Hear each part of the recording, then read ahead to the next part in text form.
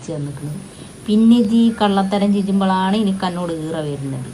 പിന്നെ എൻ്റെ മക്കളെ ഉള്ളിൽ കണ്ട് വിട്ട ബാണം വിട്ട മൈലിയോട് പോകുമ്പോൾ അതിൽ പറഞ്ഞാൽ എന്നിട്ട് എവിടെ തൂറണ്ട എവിടെ പാത്രണ്ടെന്ന് അറിയില്ല. അപ്പം അതാണ് ഞാൻ പറഞ്ഞത്. അപ്പോലെ കുറച്ച് മര്യാദ ഇജ്ജ് പഠിപ്പിച്ചു. ഇപ്പൊ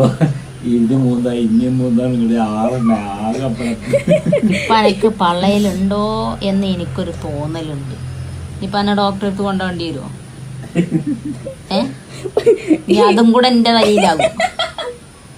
ഇനി അതും കൂടെ ഞാൻ ഏൽക്കേണ്ടി വരുമോ?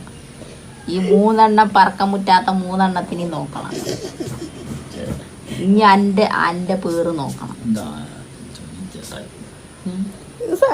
ഇതൊക്കെ നീ ആലോചിച്ചിട്ട് വേണം. മറ്റോ വന്ന് വിളിച്ചുമ്പോഴൊക്കെ ഇജ്ജെന്തിനീ ഓടാൻ നിൽക്കും? ഓനിക്കണ്ട് വന്നു പോയാൽ മതി.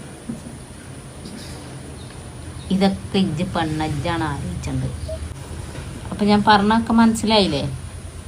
ഇനിയെങ്കിലും അടങ്ങി ഒതുങ്ങി ജീവിച്ചോ, അതാണ് എനിക്ക് നല്ലത്.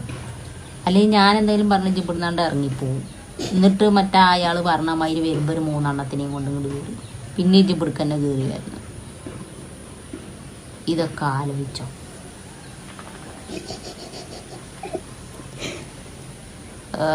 കിടപ്പുറത്ത് ഉണക്കാട്ടിയിൽ ഒരു കിടക്കണ